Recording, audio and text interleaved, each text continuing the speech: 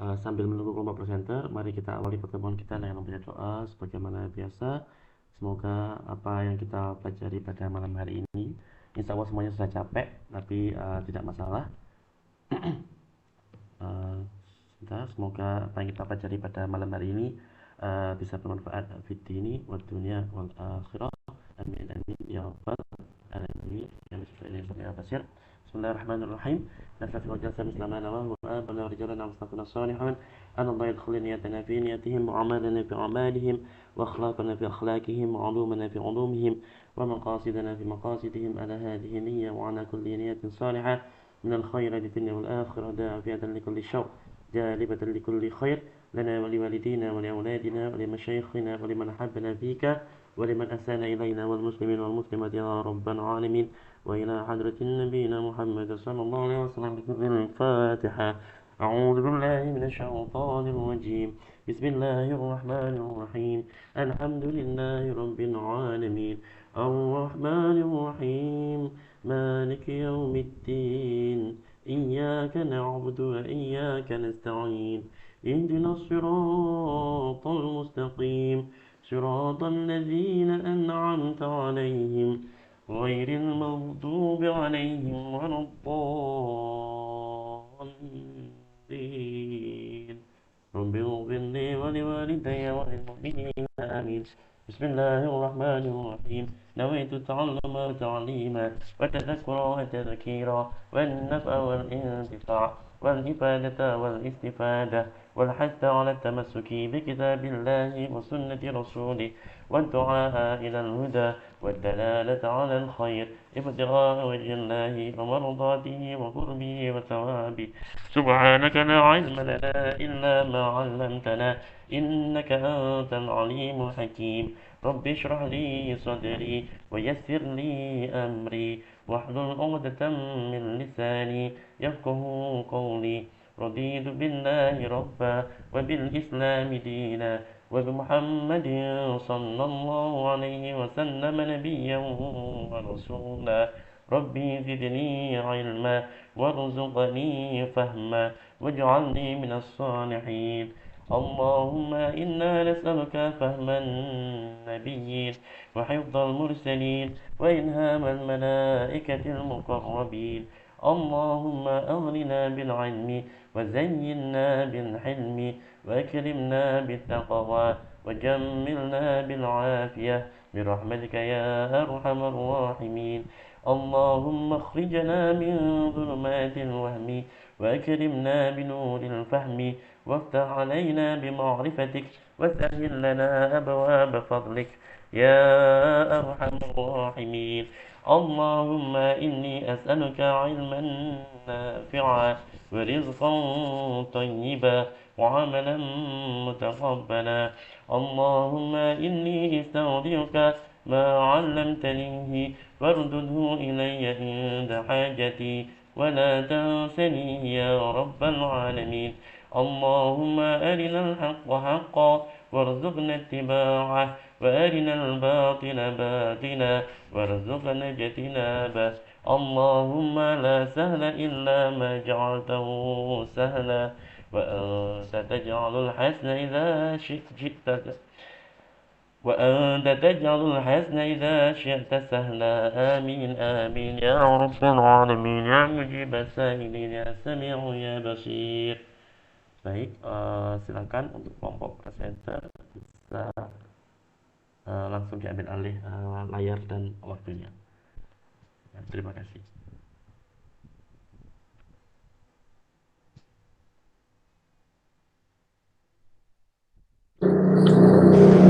Oke, baik. Terima kasih. Boleh bisa dimulai, Bapak? Monggo Mas, boleh. Monggo. Oke. Assalamualaikum warahmatullahi wabarakatuh. Waalaikumsalam warahmatullahi wabarakatuh. Oke. Bagi teman-teman semua dan salam sejahtera bagi kita semua. Om Swastiastu, Namo Buddhaya, salam kebajikan, salam lestari, dan salam konservasi. Nah, yang terhormat Bapak Muhammad Iksan SSI MPD MN selaku dosen pengampu mata kuliah Fisiologi Hewan yang kami hormati PJ dari mata kuliah Fisiologi Hewan Saudari Sabna Nurfadilah, dan tak lupa teman-teman yang sekarang sedang berbahagia. Baik, langsung saja sebelum kita mulai perkuliahan pada sore menjelang malam hari ini, marilah kita alangkah baiknya untuk membaca basmalah dulu. Walaupun tadi sudah diawali dengan doa, tetap kita awali lagi dengan bacaan basmalah supaya lebih diperlancar lagi saat mata kuliah nanti. Oke. Bismillahirrahmanirrahim. Dan langsung saja dengan senang hati saya akan memperkenalkan anggota kelompok kami. Sebelumnya saya sendiri Muhammad Angkit Duta Rizky sebagai moderator dari kelompok 7. Kemudian anggota dari kelompok kami ada Mbak Talia, kemudian Mbak Naswa, Mbak Siska, dan udah itu, dan saya sendiri. Oke, baik. Langsung saja biar tidak berlama-lama karena ada 2 kelompok ya untuk hari ini. Jadi untuk kelompok 7 hari ini akan membahas tentang sistem kardiovaskular. Nah, apa sih sistem kardiovaskular ini? Nah, pasti teman-teman pada penasaran ya, apa itu sistem kardiovaskular ini. Nah, saya akan spill sedikit mengenai sistem kardiovaskular. Nah, sistem kardiovaskular ini adalah kumpulan organ yang bekerja sama untuk melakukan fungsi transportasi dalam tubuh manusia. Nah, sistem ini bertanggung jawab untuk mentransportasikan darah yang mengandung nutrisi, bahan sisa metabolisme, kemudian hormon, zat kekebalan tubuh, dan zat lain ke seluruh tubuh. Sehingga tiap bagian tubuh akan mendapatkan nutrisi dan dapat membuang sisa metabolisnya ke dalam darah. Nah,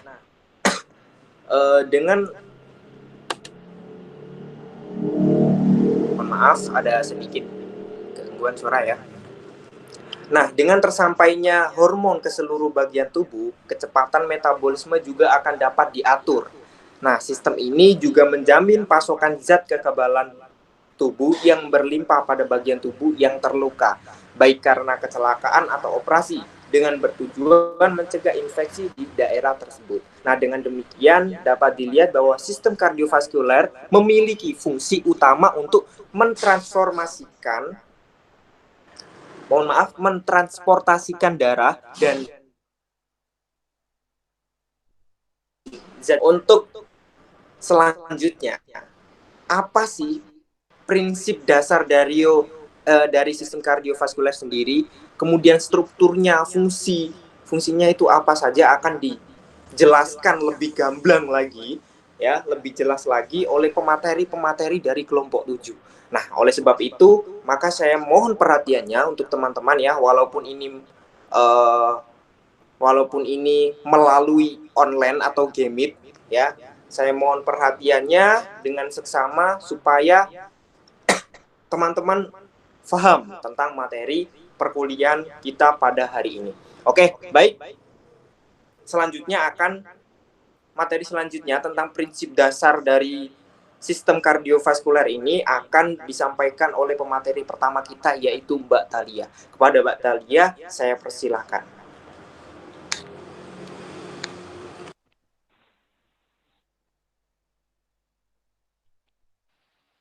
Baik, terima kasih atas waktu yang telah diberikan. Di sini saya akan menjelaskan tentang prinsip dasar dari sistem kardiovaskular. Sistem kardiovaskular adalah sistem paling penting dalam tubuh manusia yang terdiri dari jantung, pembuluh darah, dan darah itu sendiri. Prinsip dasar sistem kardiovaskular meliputi yang pertama, pompa jantung. Jantung bertindak sebagai pompa utama yang mendorong darah ke seluruh tubuh. Ini terdiri dari 2 bilik utama, yaitu atrium dan ventricle. Yang kedua, peredaran darah.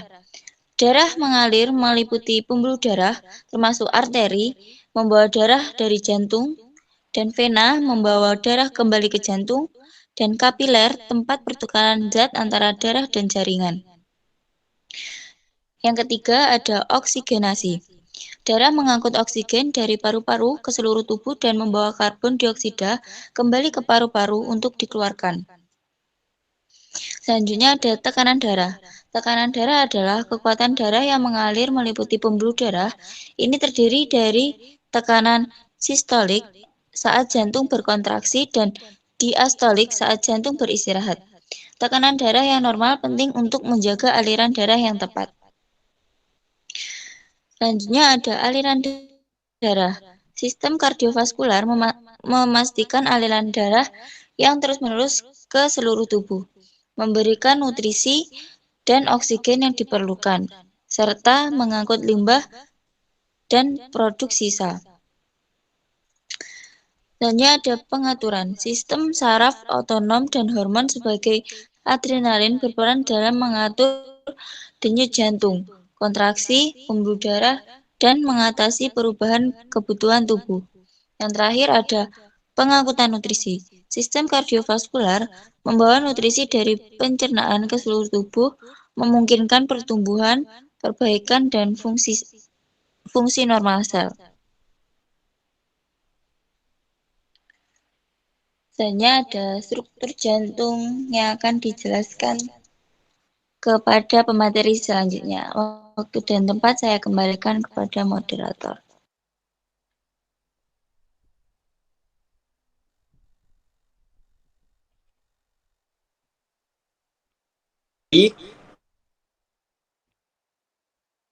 Sistem kardiovaskuler. Oke, selanjutnya akan disampaikan oleh pemateri kedua kita, yaitu Mbak Naswa Khairunisa. Kepada Mbak Naswa, kami persilahkan.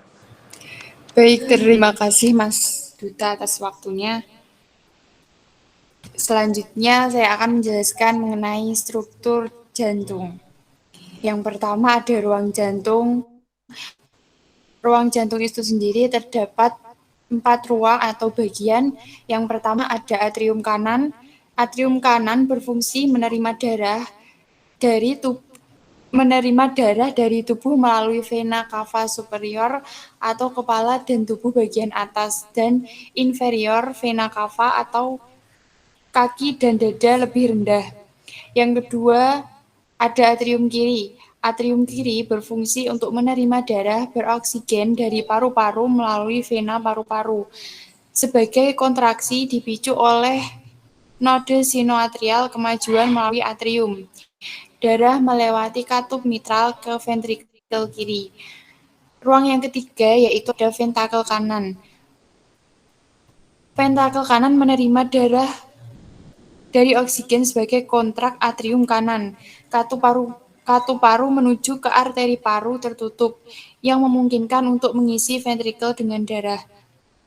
Dan yang terakhir ada ventakel kiri. Ventakel kiri menerima darah yang mengandung oksigen sebagai kontrak atrium kiri. Darah yang melewati katup mitral ke ventakel kiri. Katup aorta menuju aorta tertutup yang memungkinkan untuk mengisi ventrikel dengan darah.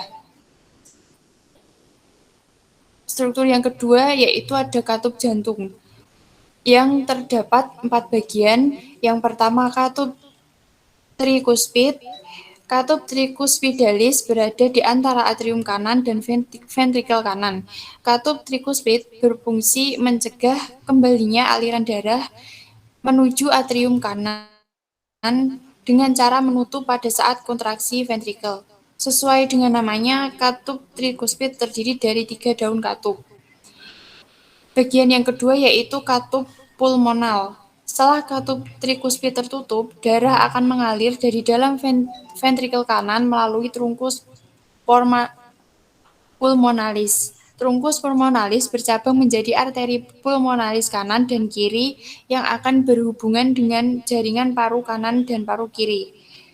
Yang ketiga ada katup bikuspid. Katup bikuspid atau katup mitral yang berfungsi untuk mengatur aliran darah dari atrium kiri menuju ventrikel kiri.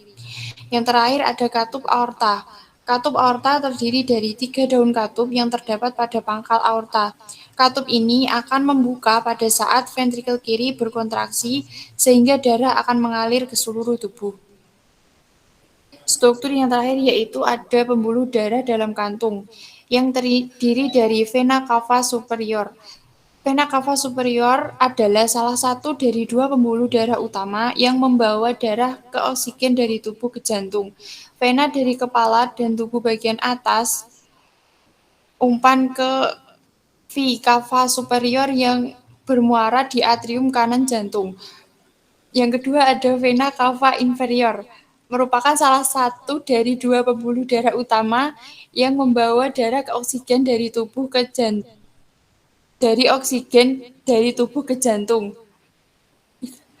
Vena dari kaki dan umpan dada rendah cava inferior yang bermuara di atrium kanan jantung. Yang ketiga ada vena paru, merupakan pembuluh darah yang mengangkut oksigen dari paru ke atrium kiri. Kesalahpahaman yang umum adalah bahwa semua urat membawa darah ke oksigen. Hal ini lebih tepat untuk mengklasifikasikan sebagai pembuluh vena yang membawa darah ke jantung. Yang terakhir ada aorta. Aorta merupakan pembuluh darah tunggal terbesar di tubuh.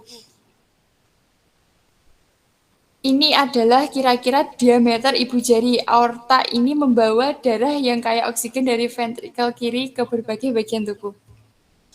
Terima kasih, mungkin itu yang dapat saya sampaikan. Selanjutnya saya kembalikan kepada moderator. Oke, baik sekali ya penyampaian materi yang kedua ya tentang struktur jantung. Oke, yang selanjutnya adalah tentang fungsi sistem kardiovaskuler. Nah, ini adalah bagian penting yang perlu teman-teman ketahui, maka dari itu simak ya, jangan sampai terlewatkan tentang fungsi dari sistem kardiovaskuler. Oke, langsung saja akan disampaikan oleh pemateri ketiga kita, yaitu Mbak Siska Agustina. Kepada Mbak Siska, kami persilahkan.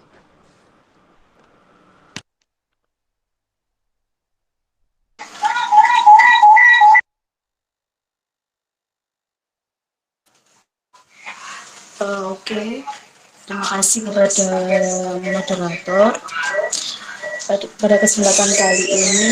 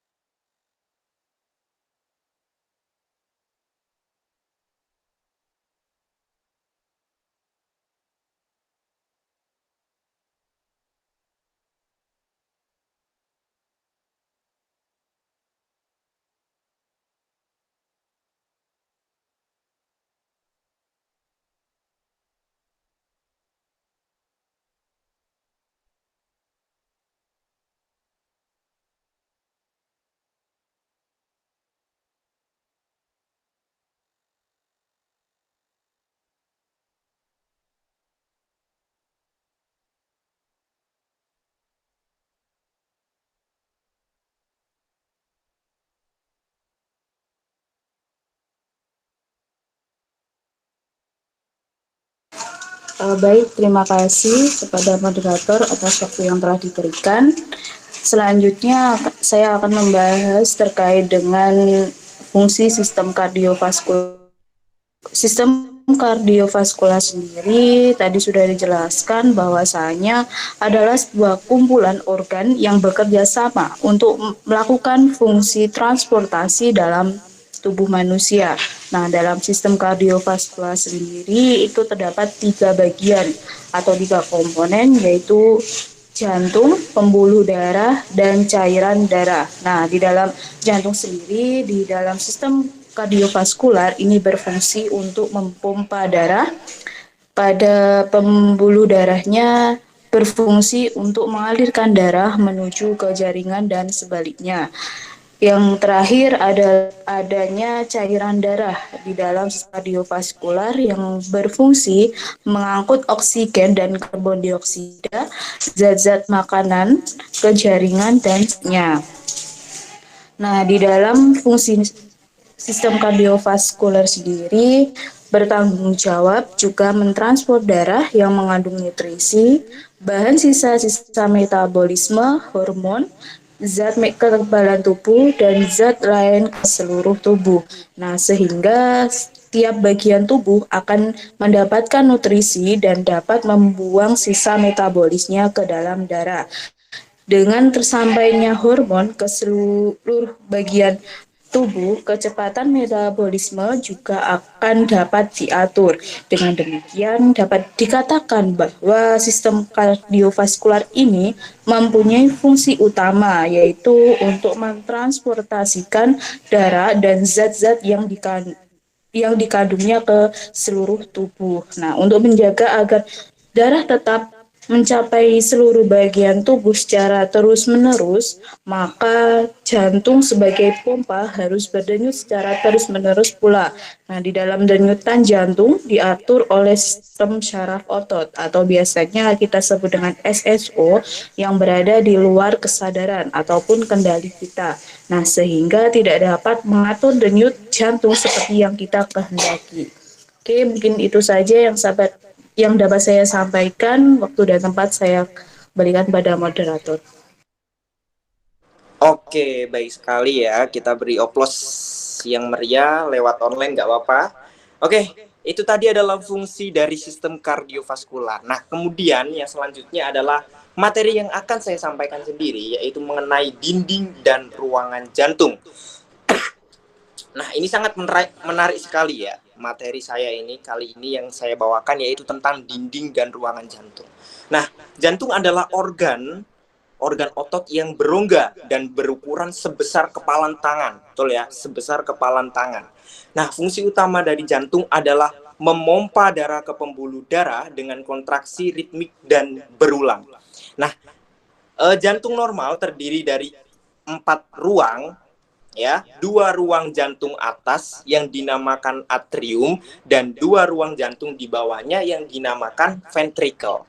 Nah, yang berfungsi sebagai pompa, mohon maaf, 2 jantung yang di bawah tadi yang berfungsi sebagai pompa yang dinamakan ventricle tadi. Nah, dinding yang memisahkan kedua atrium dan ventricle ini menjadi bagian kanan dan kiri yang dinamakan dengan septum. Oke, yang pertama itu ada gambar dari dinding jantung.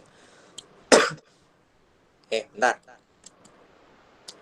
Nah, untuk dinding jantung sendiri dibangun oleh 3 struktur, ya. Bisa kita lihat bersama, dinding jantung dibangun oleh 3 struktur. Yang pertama ada epikardium yang paling atas, kemudian yang kedua di bagian tengah itu bisa kita lihat ada miokardium, dan yang paling bawah itu ada endokardium. Nah, untuk epikardium ini merupakan lapisan luar atau bagian visceralis dari perikardium. Nah, untuk miokardium ini merupakan bagian utama penyusun dinding jantung yang tersusun dari otot jantung dengan struktur menyerupai otot lurik, ya. Namun berbeda dari sifat kerjanya yang involuntar dan memiliki intercalated disc. Nah, bagian paling dalam dari dinding ini tersusun dari endotel dengan permukaan halus yang bersentuhan langsung dengan darah. Oke, nah yang selanjutnya itu tadi adalah dinding jantung. Betul ya, ada 3, ingat. Yang pertama ada epikardium yang paling atas, kemudian yang kedua ada miokardium, dan yang ketiga yang paling bawah itu ada endokardium. Kemudian yang selanjutnya ada ruang jantung. Boleh di slide selanjutnya, Mbak? Selanjutnya lagi. Nah, oke. Stop di situ ya. Oke, yang selanjutnya ada ruang jantung. Nah, ruang jantung ini terdiri atas 4 ruang, ya. Yang 2 ruang atrium, yaitu kanan dan kiri, dan 2 ventricle kanan dan kiri. Nah, itu ya, ada left atrium, left ventricle, right atrium, dan right ventricle. Nah, ventricle kiri lebih tebal dari ventricle yang sebelah kanan, dan banyak didapatkan trabekula. Nah, antar atrium dipisahkan oleh sekat. Begitu juga antar ventricle. Atrium kiri dan ventricle kiri membawa darah yang kaya oksigen, ya. Ingat, antrium kiri dan ventrikel kiri membawa darah yang kaya oksigen, sedangkan antrium kanan dan ventrikel kanan membawa darah yang banyak karbon dioksida. Nah, seperti itu penjelasan yang singkat dan jelas ya dari saya, dan ini juga mengakhiri dari materi kelompok kami. Nah, untuk selanjutnya ini akan dibahas lebih lanjut ya mengenai sistem kardiovaskular untuk dibahas lebih lanjut oleh kelompok 8. Nah, tentang itu apa pembuluh darah dan innervasi jantung, kemudian siklus jantung itu bagaimana akan dijelaskan lebih lengkap lagi, lebih detail lagi, lebih gamblang lagi oleh kelompok 8. Maka dari itu jangan sampai di skip, pokoknya tetap itu ya, tetap standby di tempatnya masing-masing gitu. Nah, oke. Dari kelompok kami saya ucapkan terima kasih atas perhatiannya. Banyak terima kasih ya atas perhatian teman-teman. Dan langsung saja akan dilanjutkan oleh kelompok 8. Kepada moderator kelompok 8 saya persilahkan. Baik, terima kasih pada moderator kelompok 7 sebelumnya ya. Assalamualaikum warahmatullahi wabarakatuh. Yang terhormat kepada Bapak Muhammad Ihsan SSI MPD MN sebagai dosen pengampu mata kuliah fisiologi hewan. Mungkin tadi sudah dibuka oleh moderator kelompok 7 ya. Jadi untuk mempersingkat waktu. Sebelumnya, mohon maaf ya saya potong sebentar. Oh iya. Ini ada tanya jawab apa di akhir saja nanti untuk tanya jawabnya? Ya, udah terlanjur. Nanti aja mas sekalian di terakhir aja. Oke, nggak apa. Ya, mohon maaf ya Pak ya. Saya tidak. Terima kasih. Silakan dilanjut, Mas Moderator. Baik. Untuk mempersingkat waktu, mari kita langsung masuk ke dalam penjelasan materi yang akan disampaikan oleh kelompok 8 yang di sini anggotanya saya sendiri Muhammad Rifki Hilman Maulana sebagai moderator, ada juga Mbak Nova pemateri, ada Mbak Ilyuna Finfinadia dan ada Mbak Devi Fatimatul. Baik, untuk materi yang pertama akan saya jelaskan tentang pembuluh darah dan inervasi jantung.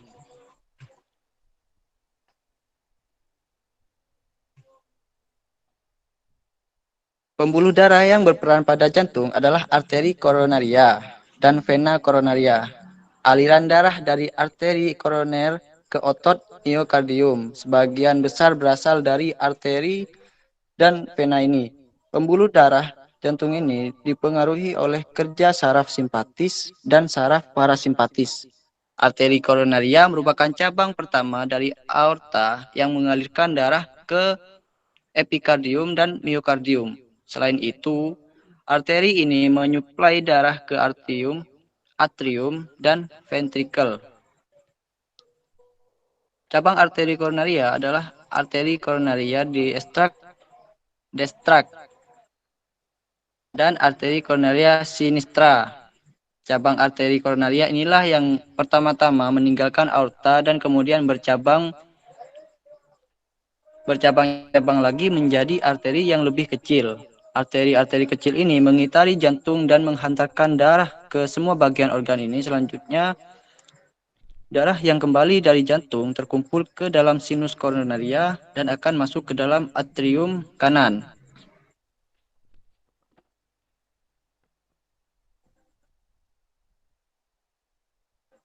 Arteri koronaria diestra menyuplai darah ke atrium kanan, sebagian besar ventrikel kanan, sebagian ventrikel kiri, sebagian septum interventrikuler, sinoatrial nodes, dan atrioventrikular nodes. Sedangkan arteri coronaria sinitra menyuplai darah ke atrium kiri, sebagian besar ventrikel kiri, sebagian ventrikel kanan, dan anodes, sedangkan vena jantung terletak superficial terhadap arteri. Sinus coronarius merupakan vena yang paling besar membuka ke atrium kanan.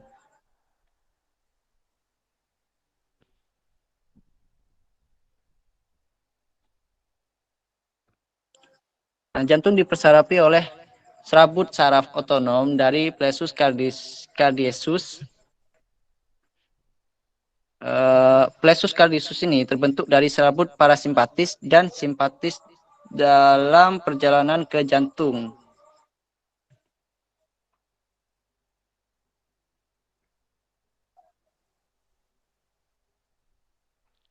Yang slide tadi, Mbak. Nah, serabut tersebar di sepanjang otot jantung ke pembuluh darah koroner serta komponen-komponen konduktan terutama S anodes. Meskipun gerakan jantung bersifat ritmik, tetapi kecepatan kontraksi dipengaruhi rangsangan yang sampai pada jantung melalui saraf tersebut. Next. Bentar.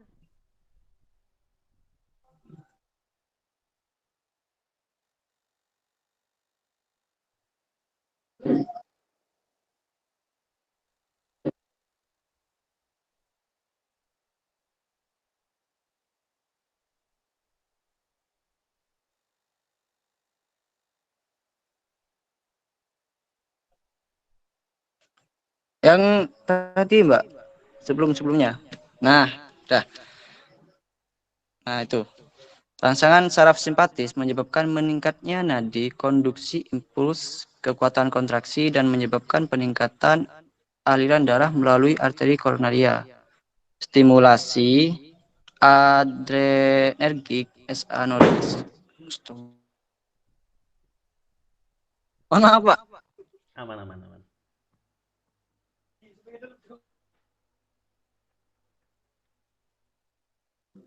Mohon maaf, Pak.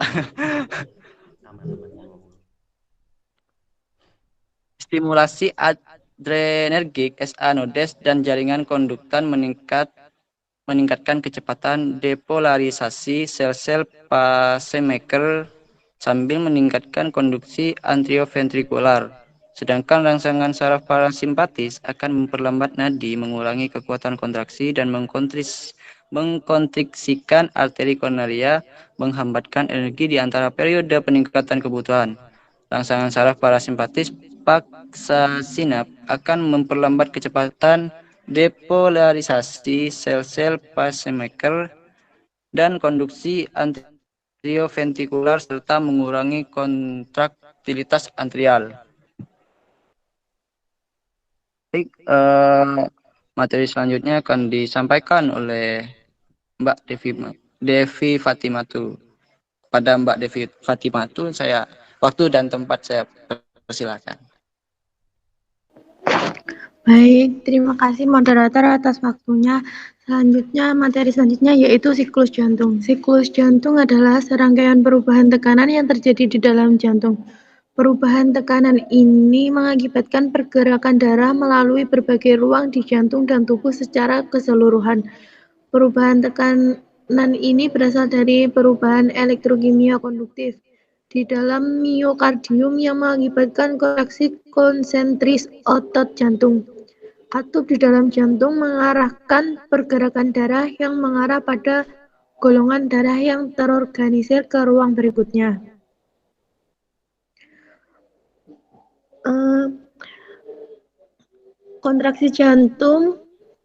Siklus jantung dimulai dari kontraksi anterium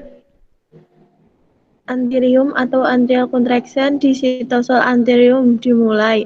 Selanjutnya, kontraksi isovolumetrik atau isovolumeric contraction di sitosol ventricle fase pertama. Selanjutnya, ejeksi ventricle atau ventricular ejection sitosol ventricle fase kedua. yaitu relaksasi isovolumetric atau isovolumetric relaxation, yaitu diastole ventricle awal. Dan yang terakhir yaitu pengisian ventricle terjadi di diastole ventricle akhir.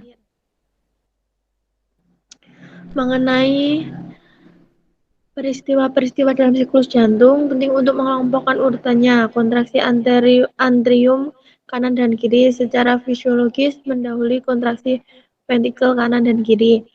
Urutan kontraksi ini memungkinkan pemisahan jantung kanan dan kiri setidaknya secara fungsional sebagai dua sirkuit terpisah karena kesamaan fungsi antara jantung kanan dan kiri. Artikel ini seringkali hanya membahas ventrikel kiri dan diketahui bahwa rangkaian kejadian serupa juga terjadi di jantung kanan. Peristiwa siklus jantung dapat dibagi menjadi diastol dan sistol. Diastol melambangkan pengisian ventrikel dan sistol melambangkan kontraksi atau ejeksi ventrikel. Sistol dan diastol terjadi pada jantung kanan dan kiri meskipun dengan tekanan yang sangat berbeda. Diastol dimulai dengan penutupan katup aorta atau pulmonal dan diakhiri dengan penutupan katup mitral atau trikuspid. Periode ini mencakup relaksasi dan pengisian ventrikel. Diastol mewakili saat pembuluh darah mengembalikan darah ke jantung sebagai persiapan untuk kontraksi ventrikel berikutnya. Sedangkan sistol dimulai ketika katup mitral atau triskupit menutup dan diakhiri dengan penutupan katup aorta atau pulmonal. Tahap siklus jantung ini mewakili kontraksi ventrikel memaksa darah masuk ke arteri. Ketika ventrikel berkontraksi, tekanan di dalam ventrikel akan menjadi lebih besar daripada pembuluh darah di sekitarnya, dan katup akan memungkinkan darah keluar. Terima kasih atas waktunya. Saya kembalikan pada moderator.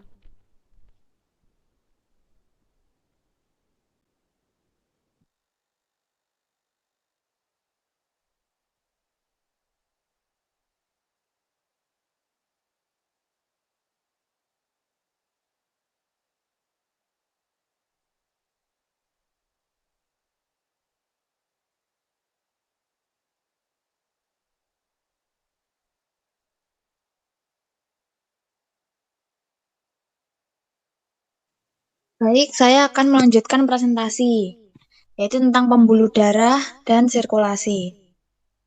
Yang pertama, pembuluh darah. Pembuluh darah adalah bagian dari sistem sirkulasi yang mengedarkan darah ke seluruh bagian tubuh kita. Darah manusia ini adalah cairan di dalam tubuh yang berfungsi untuk mengangkut oksigen yang diperlukan oleh sel-sel di seluruh tubuh. Nah, darah ini juga menyuplai jaringan tubuh dengan nutrisi, mengangkut zat-zat sisa metabolisme, dan mengandung berbagai bahan penyusun sistem imun yang bertujuan mempertahankan tubuh dari berbagai penyakit. Nah, pembuluh darah merupakan bagian dari sistem kardiovaskular yang meliputi arteri, vena, dan kapiler. Nah, jenis pembuluh darah itu ada 3 jenis pembuluh darah, yaitu arteri, kapiler, dan vena. Kalau arteri ini membawa darah dari jantung, jadi arteri bercabang berulang kali menjadi lebih kecil, dan arteri yang paling kecil akhirnya membentuk arteri mikroskopis yang disebut arteriol. Cabang-cabang arteri, ketebalan lapisan ototnya berkurang. Dinding arteriol terkecil hanya terdiri dari endotelium dan beberapa serat otot polos yang mengelilinginya. Arteri, terutama arteriol, memainkan peran penting dalam mengendalikan aliran darah dan tekanan darah. Yang selanjutnya ada kapiler. Jadi arteriol ini terhubung dengan kapiler, pembuluh darah paling banyak dan paling kecil. Jadi diameter sebuah kapiler ini sangat kecil sehingga eritrosit harus melewatinya dalam file tunggal. Jadi dinding kapiler hanya terdiri dari endotelium yang memungkinkan pertukaran bahan antara darah di kapiler dan sel-sel tubuh. Jadi distribusi kapiler dalam jaringan tubuh ini bervariasi. dengan aktivitas metabolik dari setiap jaringan. Jadi ada kapiler terutama melimpah di jaringan aktif seperti jaringan otot dan saraf, di mana hampir setiap sel dekat dengan kapiler.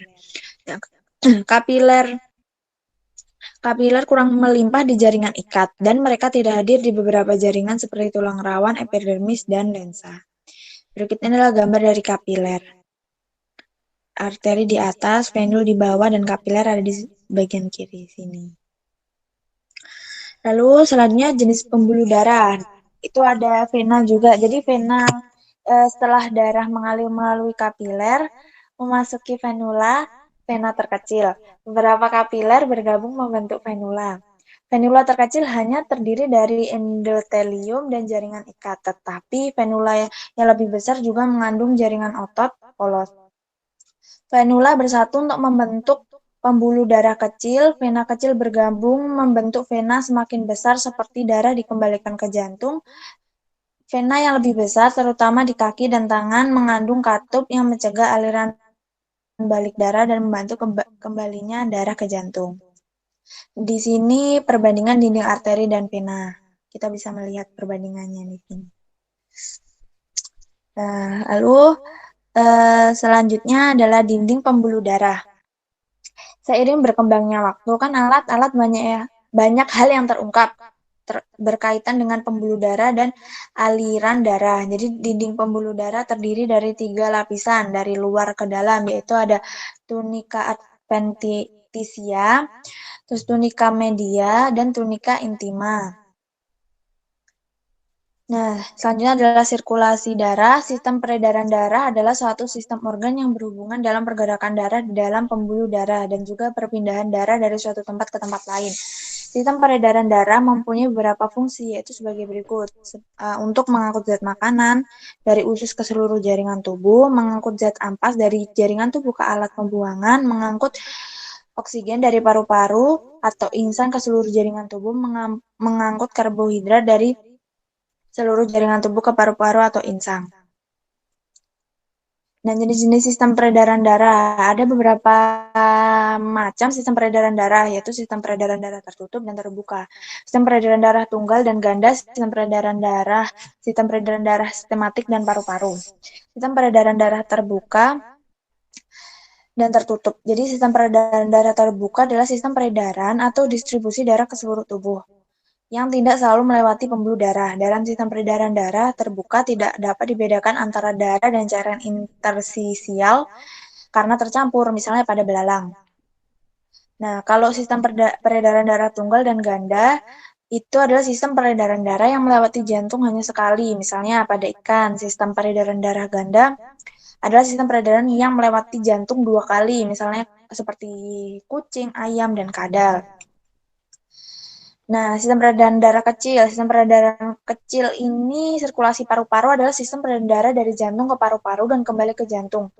Darah yang miskin oksigen keluar dari bilik kanan jantung menuju ke arteri pulmonalis, lalu menuju ke paru-paru. Di dalam paru-paru terjadi pertukaran gas, yaitu oksigen dari alveoli berdifusi masuk ke dalam kapiler darah dan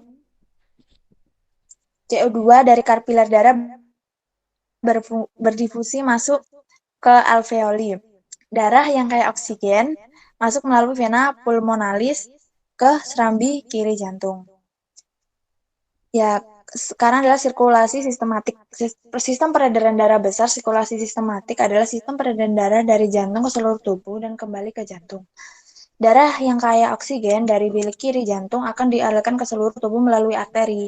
Jadi arteri ini akan bercabang-cabang menjadi arteriol dan kemudian menjadi kapiler-kapiler darah yang akan mensuplai oksigen dan zat lain ke dalam sel-sel tubuh.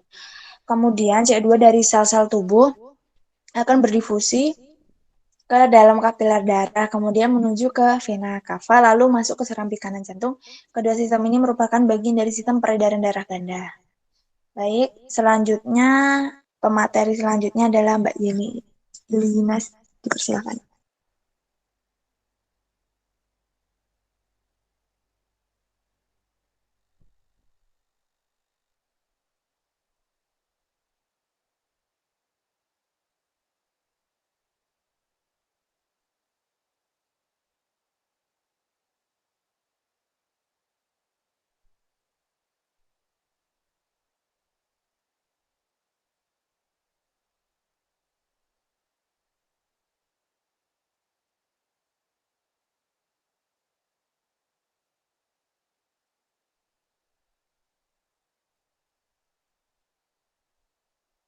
Baik, di sini saya sebagai pemateri selanjutnya akan melanjutkan presentasi materi dari Mbak Nova. Nah, di sini saya akan menjelaskan sirkulasi pada pisces.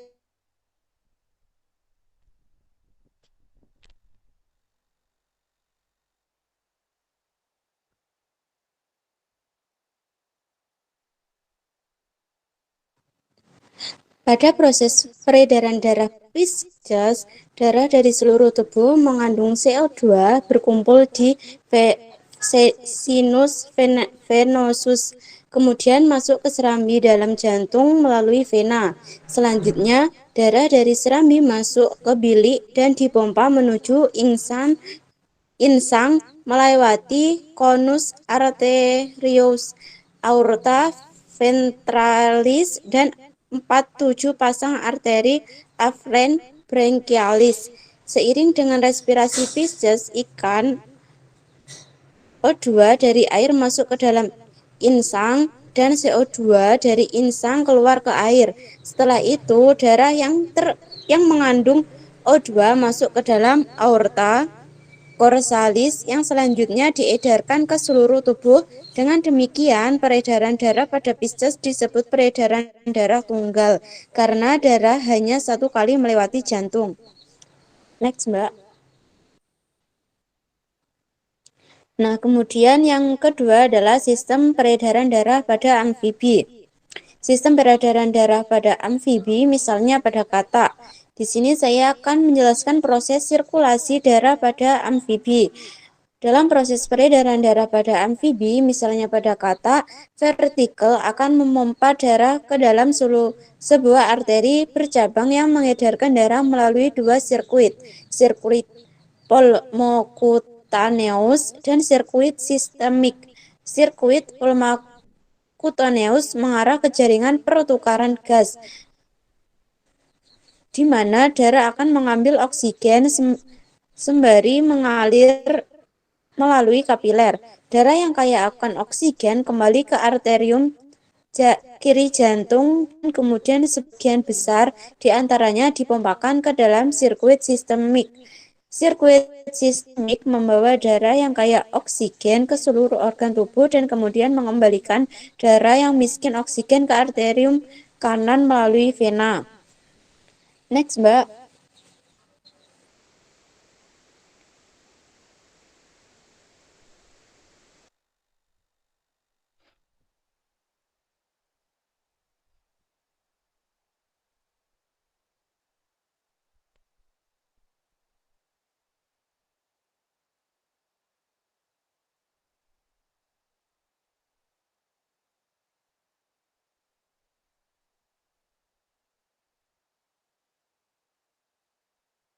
Kak, maaf ada kendali sinyal.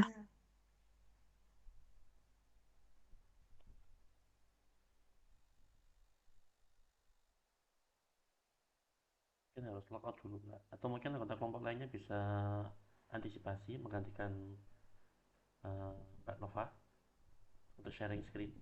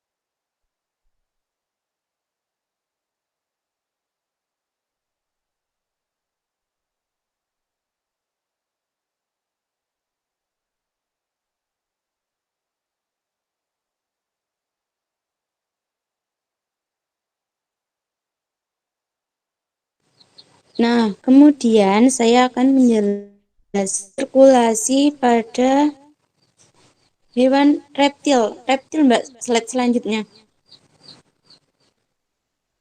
Nah, pada sirkulasi darah pada hewan reptil adalah ketika darah dari vena masuk ke jantung melalui sinus venosus menuju ke serambi kanan.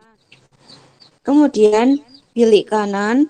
Nah, darah yang berasal dari paru-paru melalui arteri pulmonalis masuk ke serambi kiri, kemudian ke bilik kiri.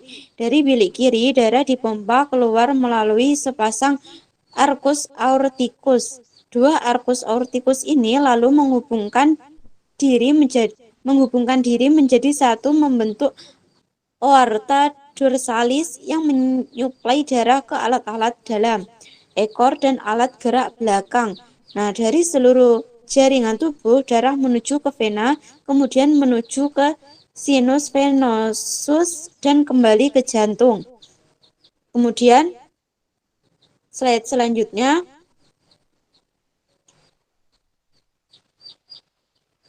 saya akan menjelaskan peredaran darah pada hewan aves.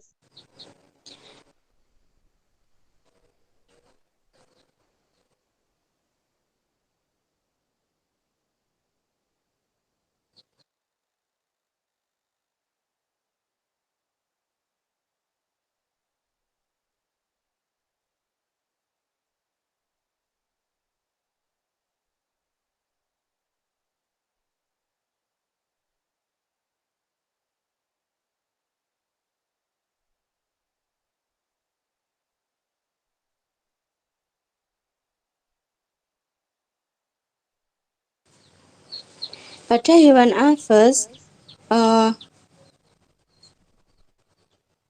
jantung burung berbentuk kerucut dan terbungkus selaput perikardium. Jantung terdiri dari dua serambi yang berbanding tipis serta dua bilik yang berbanding lebih tebal. Pembuluh-pembuluh darah dibedakan atas arteri dan vena. Arteri yang keluar dari bilik kiri dan tiga buah, yaitu dua arteri anonim yang bercabang lagi menjadi arteri-arteri yang memberi darah ke bagian kepala, otot-otot terbang, dan anggota depan, dan sebuah arteri merupakan sisa dari arcus aorticus yang menuju ke kanan. Pembuluh nadi ini kemudian melingkari bronkus sebelah kanan dan membelok ke arah ekor menjadi dorsalis. Pembuluh nadi yang keluar dari bilik kanan hanya satu, yakni arteri pulmonalis yang kemudian bercabang menuju paru-paru kiri dan kanan. Nah, slide selanjutnya. Di slide selanjutnya adalah sirkulasi pada hewan mamalia. Dapat dilihat bahwa arterium kanan menerima darah miskin akan oksigen dari badan, dan ventrikel kanan memompa darah dengan kuat ke paru-paru untuk melepaskan karbon dioksida dan mengambil persediaan oksigen yang segar. Darah oksigen kemudian kembali ke arterium kiri dan dipompa keluar dengan kuat ke semua organ-organ dan jaringan tubuh. Dari pernyataan tersebut, maka mamalia termasuk golongan berdarah panas. Kemudian slide selanjutnya, saya akan menjelaskan tentang gangguan sistem kardiovaskular. Sistem kardiovaskuler merupakan salah satu sistem yang sangat vital dalam tubuh manusia. Sistem ini berhubungan langsung dengan kelangsungan hidup seseorang. Sesuai fungsi dari sistem kardiovaskular yang bertanggung jawab untuk mengirimkan darah ke berbagai bagian tubuh. Penyakit kardiovaskular atau yang biasa disebut penyakit jantung umumnya mengacu pada kondisi yang melibatkan penyempitan atau pemblokiran pembuluh darah yang bisa menyebabkan serangan jantung, nyeri dada, atau stroke. Kondisi jantung lainnya yang mempengaruhi otot jantung, katup atau ritme juga dianggap bentuk penyakit jantung. Slide selanjutnya. Penyakit kardiovaskular atau bisa disebut CVD adalah istilah bagi serangkaian gangguan yang menyerang jantung dan pembuluh darah, termasuk penyakit jantung koroner, penyakit cerebrovaskuler, hipertensi, dan penyakit vaskuler perifer. Nah, definisi CVD juga menyangkut penyakit lain seperti rheumatic heart disease atau kerusakan jantung akibat rematik dan penyakit jantung congenital atau kerusakan bentuk struktur jantung sejak lahir. Next. Selanjutnya, gaya hidup tidak sehat seperti diet lemak berlebihan, sebelum olahraga teratur, kebiasaan merokok, dan konsumsi alkohol berlebihan merupakan salah satu faktor risiko penyakit kardiovaskular. Berikut beberapa jenis penyakit disebabkan oleh gangguan sistem kardiovaskular. Yang pertama adalah serangan jantung. Serangan jantung dapat disebabkan oleh pelambatan atau pekan pada pembuluh darah arteri, kolesterol tinggi, tekanan darah tinggi, hingga merokok aktif maupun pasif adalah beberapa faktor risiko utama yang menyebabkan serangan jantung. Next. Yang kedua adalah stroke. Stroke adalah kondisi di mana suplai darah ke bagian otak terputus. Kurangnya pasukan darah ini memicu kematian sel-sel otak. Terdapat dua jenis stroke yang berbeda penyebabnya. Stroke iskemik dan stroke hemoragik. Stroke iskemik terjadi akibat bekuan darah yang menghalangi aliran darah ke otak. Stroke hemoragik terjadi akibat pendarahan di dalam atau di sekitar otak. Kolesterol tinggi, diabetes, gangguan jantung, hingga histori keluarga menjadi faktor risiko stroke. Next.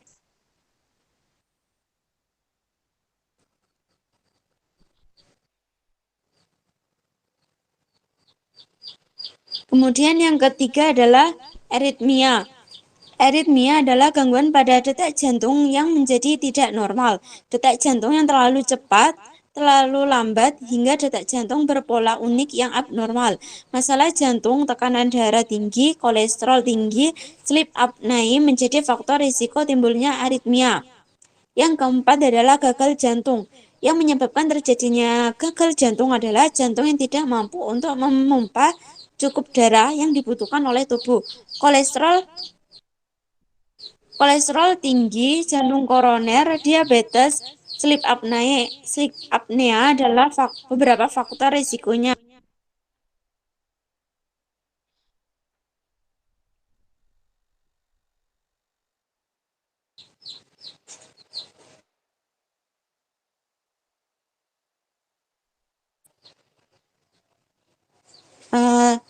Terima kasih. Waktu dan tempat saya kembalikan ke moderator. Baik,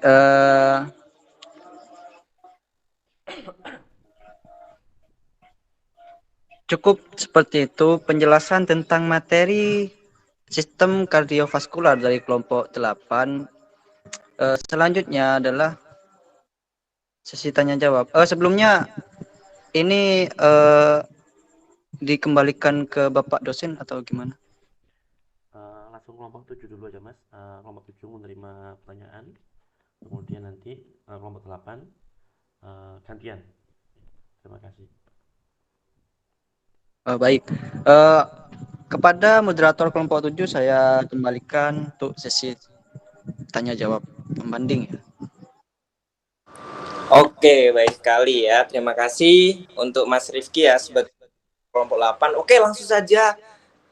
Kali ini akan sesi tanya jawab ya dari kelompok pembanding. Nah, langsung saja untuk kelompok pembandingnya.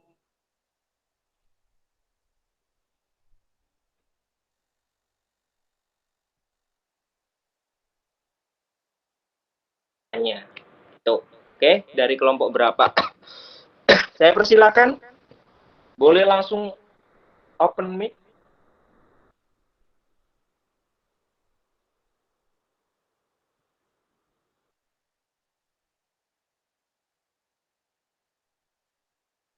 Kelompok pembanding bagaimana? Apakah ada pertanyaan? Harusnya ada ya. karena materinya hari ini sangat menarik sekali.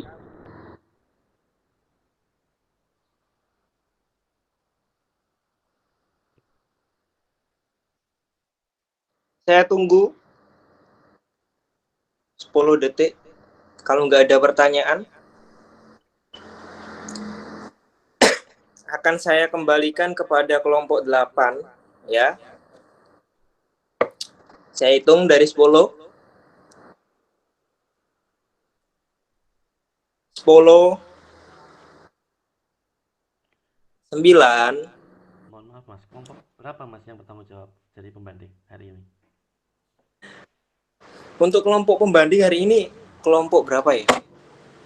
Kelompok 1 dan 2. Kelompok 1 dan 2, Pak. Waduh, ternyata mungkin udah sangat paham ya dari materi kelompok 7 gitu. Jadi mau ya apa gitu yang ditanyakan mungkin. Yuk, waktu terus berjalan ya. Ini 7,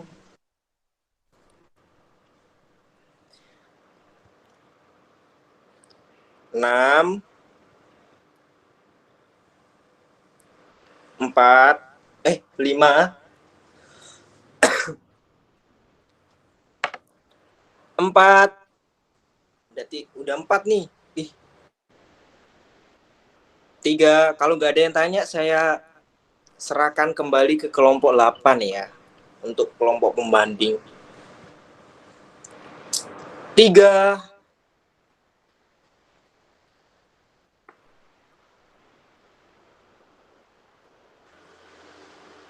2. 1.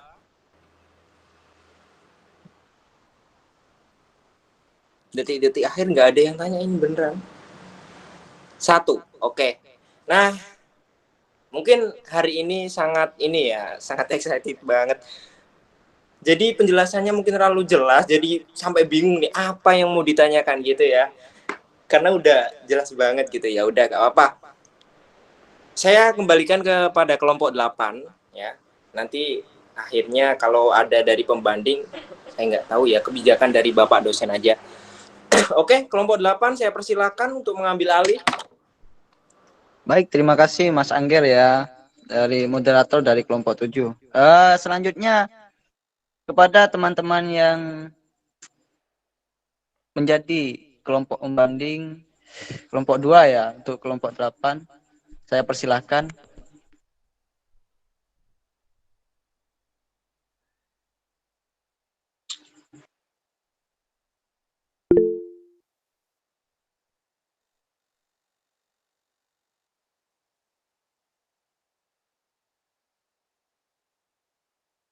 Mungkin Saya bisa izin langsung. bertanya, moderator.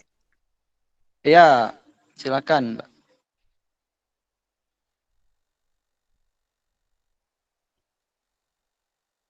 Baik, terima kasih moderator atas waktu yang diberikan.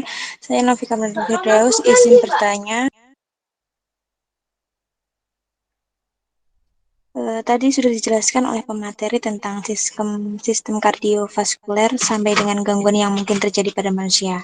Pertanyaan saya, bagaimana keterkaitan sistem kardiovaskuler dengan penyakit atau gangguan kardiovaskuler? Mungkin ada faktor risiko yang dapat mempengaruhinya. Bisa dijelaskan? Terima kasih.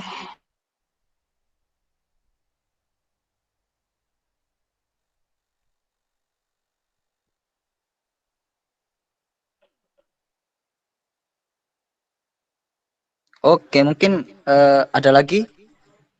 Saya Ini banyak Ida yang dari angkat tangan. kelompok 2 izin bertanya. Oke, silakan Mbak Indah. Baik, terima kasih moderator atas waktunya. Saya izin bertanya mengenai inervasi jantung. Tadi kan dikatakan bahwa pembuluh darah jantung dipengaruhi oleh kerja saraf simpatis dan saraf parasimpatis. Nah, pertanyaan saya, bagaimana inervasi simpatis dan parasimpatis bekerja dalam mengatur aktivitas jantung? Lalu, gangguan pikiran atau stres itu kan dapat mempengaruhi inervasi jantung. Nah, yang ada di pikiran saya itu mungkin hal itu bisa terjadi karena adanya aktivasi sistem saraf simpatik dan parasimpatis yang dijelaskan tadi. Nah, untuk lebih jelasnya, bagaimana mekanisme stres dapat mempengaruhi inervasi jantung tersebut? Apakah jika benar hanya adanya aktivasi saraf simpatik dan penghambatan sistem saraf parasimpatis atau adakah faktor yang lain? Terima kasih. Oke, terima kasih ya Mbak Indah. Selanjutnya, Moderator izin bertanya. oke, silahkan Mbak Muti. Baik, terima kasih atas waktu yang diberikan. Perkenalkan, nama saya Mutiara Himamaling Pratama Putri dari kelompok 3, izin bertanya. Pertanyaan saya, bagaimana sistem kardiovaskuler beradaptasi saat berolahraga dan apa dampaknya pada jantung? Terima kasih.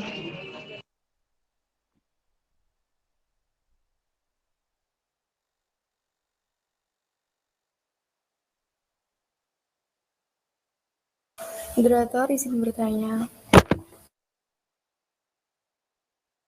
Ya, dipersilakan. Baik, terima kasih atas waktunya. Saya Salsabila Erna Hezkia Septiana dari kelompok 2, izin bertanya ya. Yang pertama,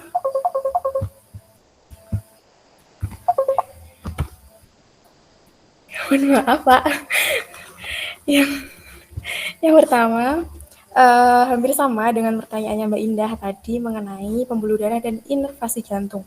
Tadi dijelaskan bahwasanya rangsangan saraf simpatis dan rangsangan saraf parasimpatis itu terdapat penyebabnya yang sudah dijelaskan di BPT ya. Nah, mungkin bisa dijelaskan latar belakang apa rangsangan saraf simpatis itu menyebabkan beberapa peristiwa yang sudah dijelaskan tadi. Yang kedua yaitu pada siklus jantung. Nah, tadi di PPT juga sudah terdapat foto ya atau gambar. Mungkin bisa dijelaskan kembali secara rinci. Itu dimulai dari atrial contraction atau atrial systole begins sampai kembali lagi ke atrial contraction itu apakah di setiap jantung itu terjadi peristiwa tertentu atau bagaimana mungkin bisa dijelaskan. Lalu yang terakhir terkait perbandingan dinding arteri dan vena. Nah, itu kan sudah ada perbedaan ya, sudah terlihat juga terkait perbedaannya. Nah, itu di gambarnya juga terdapat perbedaan antara arteri dan vena. Pada vena itu terdapat kayak lapisan yang mengelupas itu, nah sedangkan di arteri itu tidak ada. Lalu bentuk pada vena yang berwarna ungu dan arteri pada gambar yang berwarna merah itu juga berbeda bentuknya. Itu mungkin bisa dijelaskan kembali ya, karena tadi terasa kayaknya cuma di skip aja. Itu, terima kasih.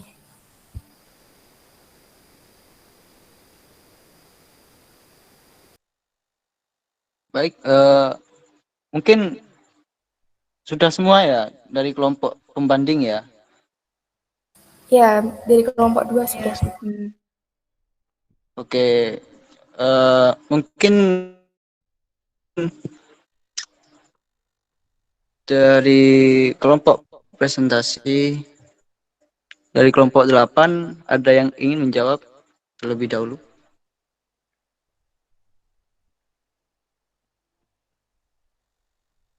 Sebentar moderator kasih waktu untuk memikirkan jawaban. Terima kasih.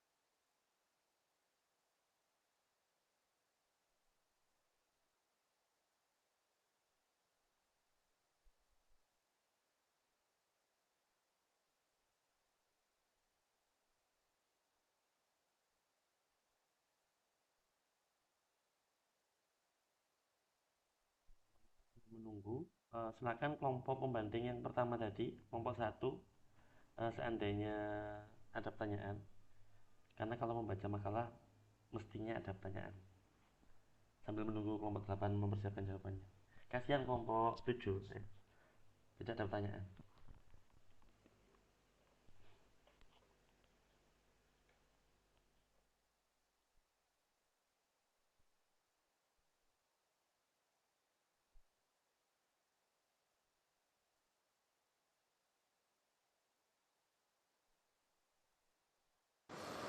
Ini ada Mas Fatkur, kemudian Mas Hamsa, Mas Ferdinand, sama Mbak Ratna Wilisia.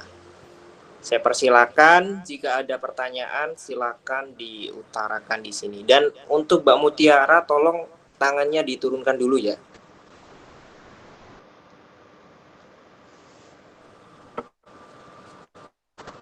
Mbak Mutiara, tangannya boleh diturunkan dulu. Nah, terima kasih.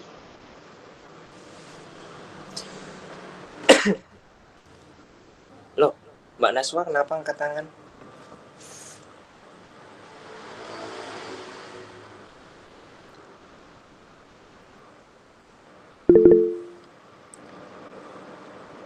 Loh, wih. Ayo, masih ada waktu ini. Sudah malam kawan-kawan.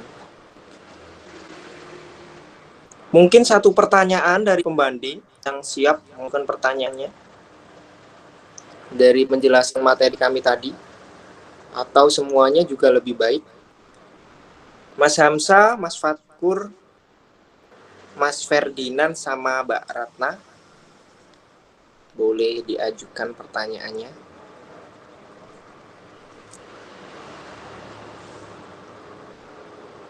Supaya tidak malam-malam.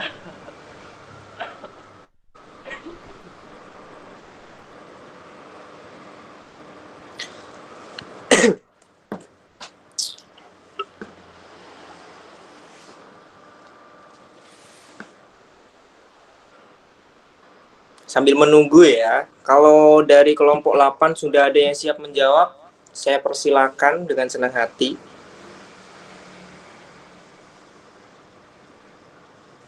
Langsung open mic saja.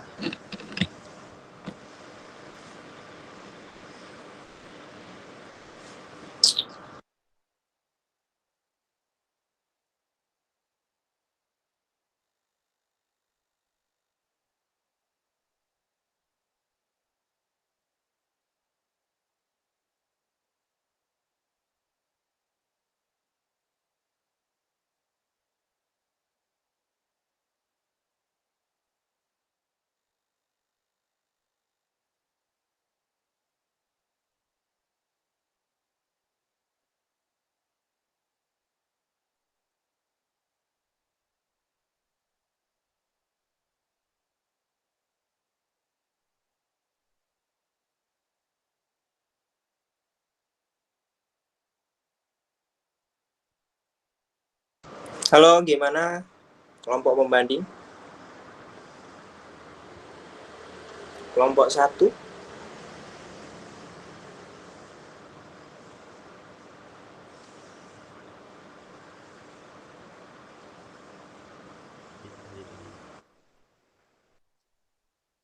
Oh, masih tahlilan. Oke.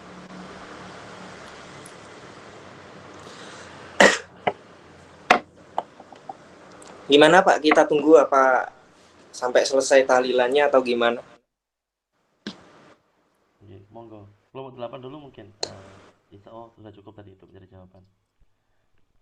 Sambil menunggu kelompok. Ya, saya cukup. Sambil menunggu, boleh banget untuk menjawab pertanyaan dari pembanding tadi ya.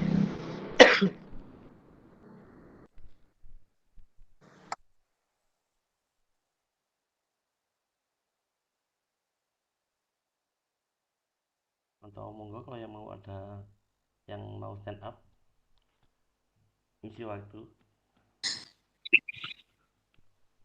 Baik, di sini saya dari pemateri kelompok 8 akan menjawab pertanyaan dari pembanding kelompok kedua Mbak Novika. Nah, pertanyaannya adalah bagaimana sistem kardiovaskuler terkait dengan berhubungan dengan penyakit kardiovaskuler dan apa saja faktor risiko yang dapat mempengaruhinya.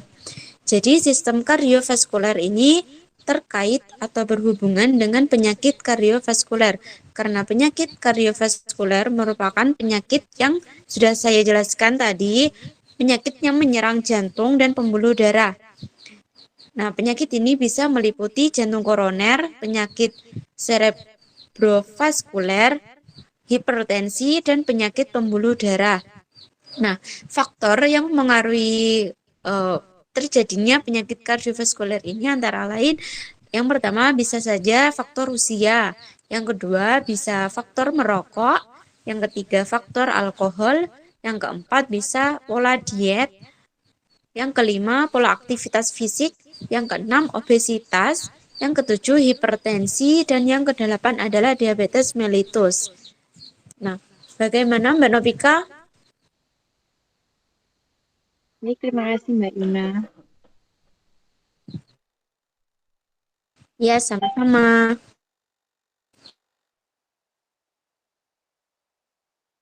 Baik, saya selanjutnya akan menjawab.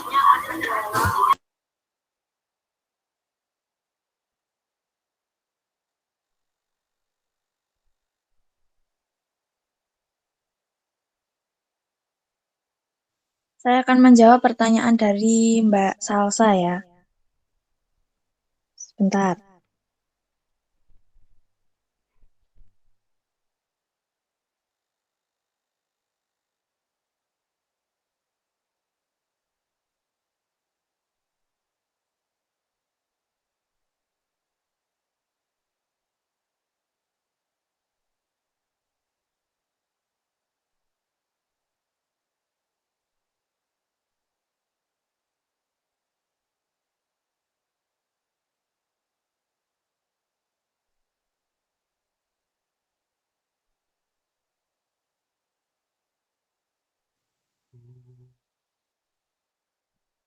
Nah, di sini saya akan membahas tentang perbedaan antara arteri dan vena ini ya. Nah, ini tuh di dinding arteri ini itu memiliki dinding yang tebal dan elastis ya ini. Daripada ini, dinding arteri ini umumnya lebih tebal dan lebih elastis dibandingkan dengan dinding vena ini. Karena kenapa? Karena arteri ini harus menahan tekanan darah tinggi yang dihasilkan oleh kontraksi jantung. Lalu muscle layer. Jadi arteri ini memiliki lapisan otot yang lebih tebal, terutama di lapisan tengah. Nah, otot-otot ini membantu mengatur dan menjaga tekanan darah dengan mengontraksi dan melebarkan diameter arteri. Lalu elastin ya, jadi ada elastin, serat protein elastis hadir dalam jumlah lebih banyak di dinding arteri. Ini memberikan fleksibilitas dan membantu arteri kembali ke bentuk aslinya setelah merenggang. Lalu pembuluh darah kapiler. Arteri bercabang menjadi pembuluh darah kapiler, tempat pertukaran zat-zat antara darah dan jaringan tubuh terjadi. Lalu selanjutnya adalah vena ini ya. Jadi vena ini dindingnya tuh tebal, tapi kurang elastis ya dibanding arteri. Jadi biasanya ini lebih tipis daripada dinding arteri. Jadi vena ini perlu menahan tekanan darah yang tinggi seperti arteri. Tidak perlu, misalnya vena ini tidak perlu menahan tekanan darah yang tinggi seperti arteri. Nah, muscle layer-nya, lapisan ototnya ini, dinding vena itu tidak setebal seperti arteri ini ya. Tidak setebal seperti arteri. Otot polos di dinding vena ini membantu menggerakkan darah kembali ke jantung melawan gravitasi. Lalu klaf valvular. Jadi vena ini memiliki katup klaf yang membantu mencegah aliran balik darah. Ini sangat penting untuk mengatasi efek gravitasi ketika darah kembali ke jantung. Lalu ada perbedaannya, ada reservasi darah. Jadi vena ini berfungsi sebagai reservasi darah, jadi menyimpan sejumlah darah yang dapat diarahkan kembali ke jantung saat diperlukan. Jadi dari perbedaan ini tuh arteri dan vena tuh sebenarnya bekerja bersama-sama untuk membentuk sistem peredaran darah di tubuh kita dan memastikan kelancaran sirkulasi darah serta pertukaran zat-zat yang dibutuhkan. Terima kasih. Izin, ini apakah boleh menanggapi, Mbak? Sedikit saja. Ya. Oh ya, terima kasih atas jawabannya. Tapi tadi di gambar itu kan beda, ada perbedaan ya. Maksud saya perbedaan itu yang di lapisan itu loh. Ada yang kayak mengelupas ke atas sama yang tidak. Nah, itu apa?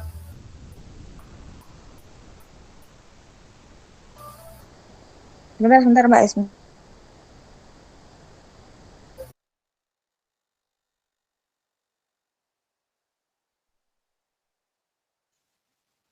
Nah, yang melanggang ke atas itu tuh tadi yang saya jelaskan tuh, klaf valvular itu. Jadi kan vena memiliki katup klaf yang membantu mencegah aliran balik darah itu. Ini sangat penting itu tadi. Oh ya, terima kasih. Ya, sama-sama.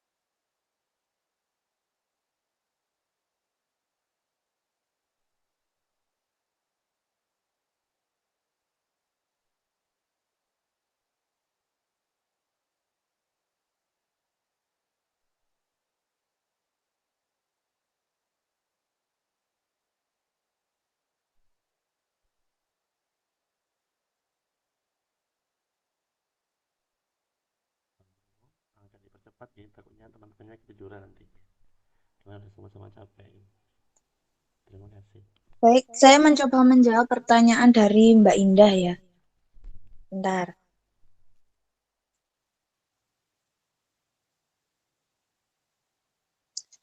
Jadi kan pertanyaannya tadi bagaimana mekanisme stres dapat mempengaruhi inervasi jantung tersebut? Apakah jika benar adanya ada aktivasi saraf simpatik dan penghambatan sistem saraf parasimpatis atau ada hal yang lain? Jadi saya akan mencoba menjawab. Jadi inervasi simpatis dan parasimpatis ini bekerja secara berbeda dalam mengatur aktivitas jantung. Jadi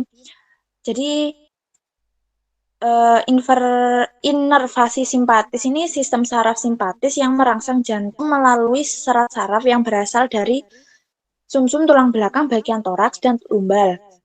Ketika aktivasi sistem saraf simpatis terjadi, serat saraf simpatis ini melepaskan neurotransmitter norepinefrin ke jantung. Jadi norepinefrin ini akan berkaitan dengan reseptor adrenergik di jantung yang mengakibatkan peningkatan denyut jantung, peningkatan kekuatan kontraksi jantung, dan pelebaran pembuluh darah. Jadi semua ini bertujuan untuk mempersiapkan tubuh dalam situasi respon fight or flight effect. Jadi selanjutnya ada inervasi parasimpatis. Jadi sistem saraf parasimpatis ini merangsang jantung melalui saraf vagus ketika aktivasi sistem saraf parasimpatis terjadi. Jadi saraf vagus ini melepaskan neurotransmitter asetilkolin ke jantung. Jadi asetilkolin ini berikatan dengan reseptor muskarinik di jantung yang mengakibatkan penurunan denyut jantung, penurunan kekuatan kontraksi jantung, dan penyempitan pembuluh darah. Jadi semua ini tuh bertujuan untuk mempromosikan relaksasi pemulihan dan kembali keadaan normal setelah situs stres. Nah, sekarang mengenai sistem mekanisme stres yang mempengaruhi inovasi jantung. Jadi penghambatan sistem saraf parasimpatis ini merupakan faktor utama yang terlibat. Jadi saat mengalami stres, sistem saraf simpatik akan teraktivasi mengakibatkan hormon. Stres seperti epinefrin dan norepinefrin. Jadi hormon-hormon ini mempengaruhi inervasi jantung dengan meningkatkan denyut jantung, kekuatan kontraksi, dan pelebaran pembuluh darah. Nah, selain itu, stres itu juga dapat mempengaruhi inervasi jantung melalui pengaruh pada sistem saraf otonom secara keseluruhan. Jadi stres yang berkepanjangan dapat mengganggu keseimbangan antara sistem saraf simpatis dan parasimpatis yang dapat mengakibatkan ketidakseimbangan dalam inversi jantung. Selain itu, perubahan pola pernafasan yang terjadi saat stres juga dapat mengaruhi ritme jantung pada inervasi jantung. Jadi intinya inervasi simpatis dan parasimpatis ini bekerja secara berbeda dalam mengatur aktivitas jantung, dan mekanisme stres yang mempengaruhi inervasi jantung melibatkan aktivitas seperti saraf simpatik, penghambatan sistem saraf parasimpatis, dan perubahan pola pernafasan serta pengaruh pada keseimbangan hormon dan elektrolit. Baik, bagaimana Mbak Indah? Sudah jelas? Baik, terima kasih atas jawabannya, sudah jelas. Terima kasih. Oke, sama-sama Mbak Indah. Moderator, saya izin menjawab pertanyaan dari Mbak Mutir. Bagaimana sistem kardiovaskular beradaptasi saat berolahraga dan apa dampaknya pada kesehatan jantung? Tubuh seorang yang melakukan olahraga, adaptasinya hanya terjadi spesifik pada sistem atau bagian tubuh yang mendapatkan paparan beban jangka panjang, sehingga bagian lain yang tidak terpapar tidak akan mengalami perubahan struktural dan fungsional. Selain membuat jantung, dampaknya pada kesehatan jantung, yaitu memperbaiki kualitas tidur,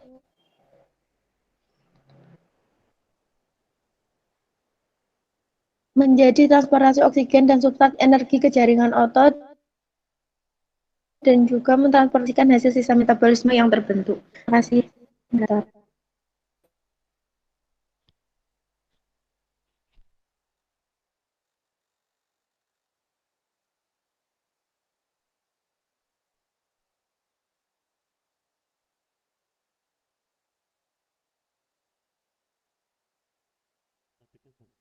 Oke, Mbak Mutiara, mohon maaf ya, ini saya ambil alih karena moderatornya kemana ini.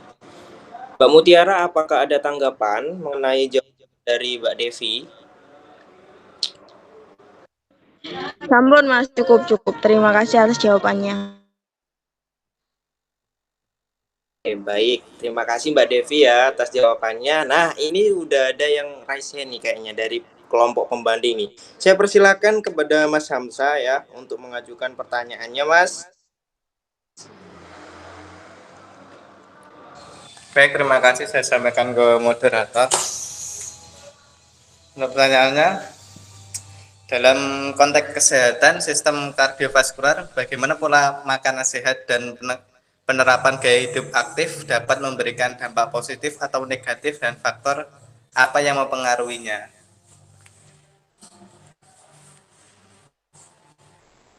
Oke, diperjelas lebih gitu. Boleh diulangi lagi? Oh ya. Kan dalam konteks kesehatan sistem kardiovaskular kan ini pertanyaan adalah bagaimana pola makanan sehat aktif dapat memberikan dampak positif atau negatif dan faktor apa yang mempengaruhinya.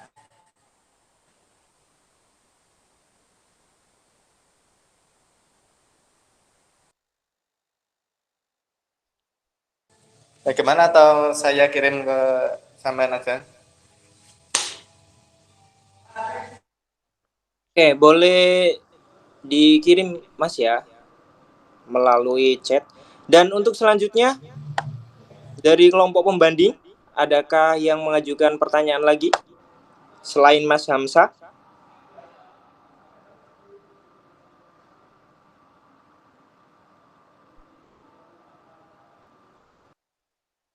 Masih saya tunggu ya, sambil menunggu presenter untuk memberikan jawaban terbaiknya.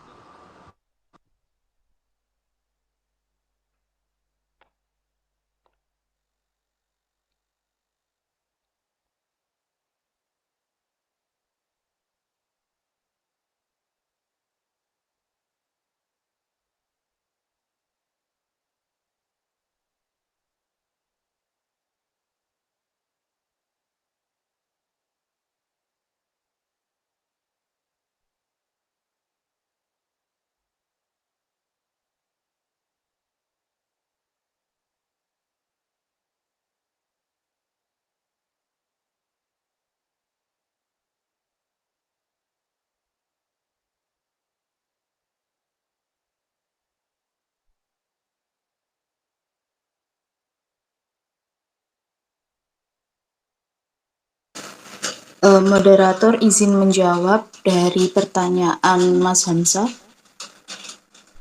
Oke, boleh sekali Mbak Tika, saya silakan ya untuk menjawab dari Mas Hamzah. Oke, langsung dijawab Mbak. Oke, baik, terima kasih ya.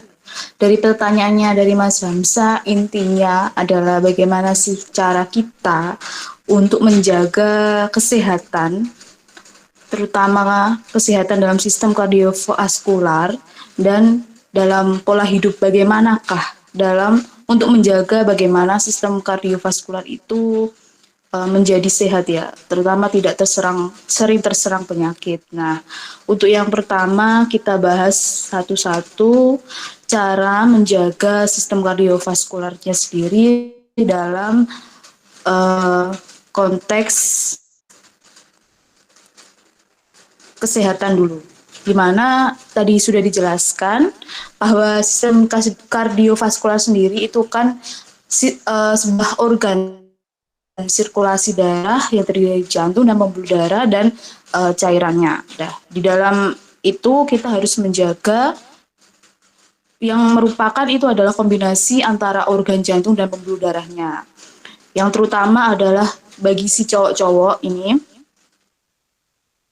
yang terutama adalah berhenti merokok. Karena apa? Merokok merupakan faktor risiko terbesar baik untuk mengembangkan penyakit pembuluh darah. Nah, salah satunya adalah penyakit arteri perifer yang menggambarkan penyempitan arteri pada kaki, perut, dan lengan dan kepala. Nah, selain kebiasaan merokok bagi perokok aktif atau paparan asap bagi perokok aktif sangat berbahaya bagi jantung. Nah, yang kedua adalah mengonsumsi makanan sehat. Ini terutama yang sangat penting kita terapkan dalam kehidupan kita sehari-hari, bahwa mengonsumsi makanan yang kurang sehat ini dapat meningkatkan resiko terjadinya penumpukan plak pada arteri.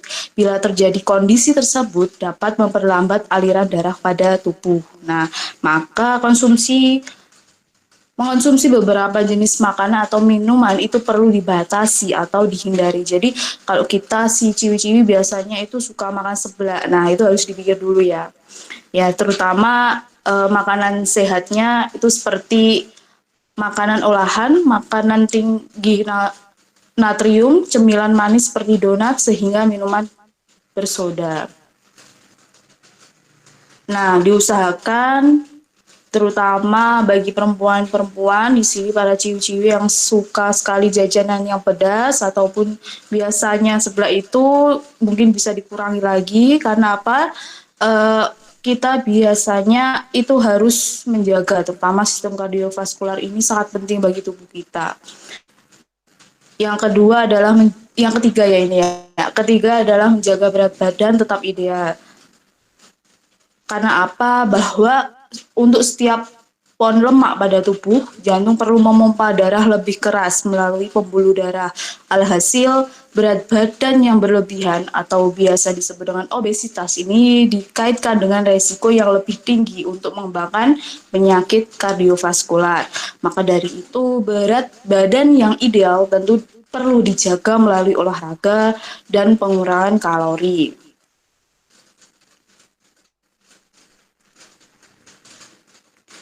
Lanjut terkait dengan, ini masih terkait dengan kesehatannya.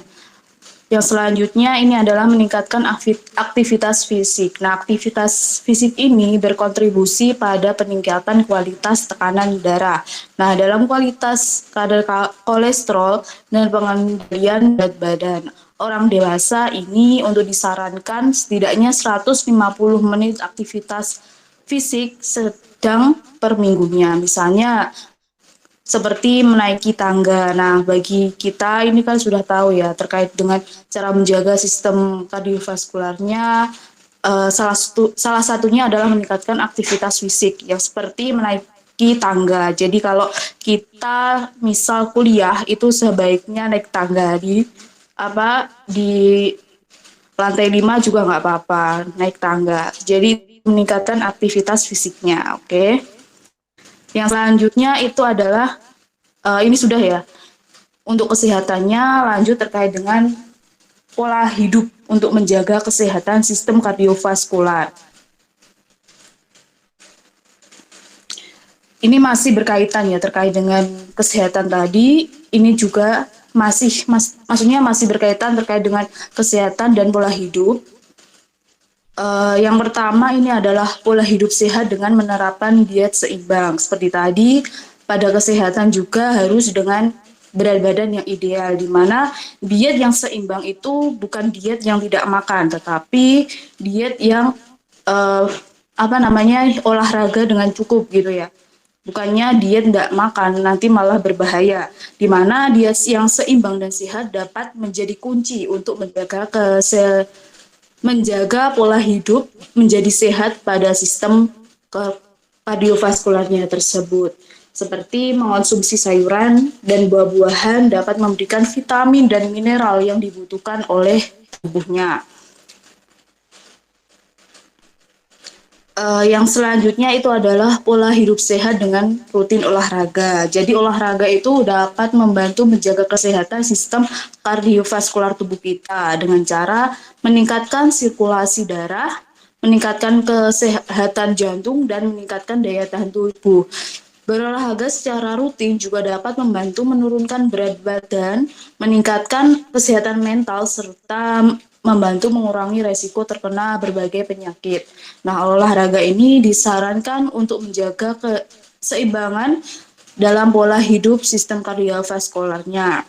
Seperti olahraga terutama aerobik, ya biasanya itu berlari pagi atau bersepeda, dan terutama untuk berenang.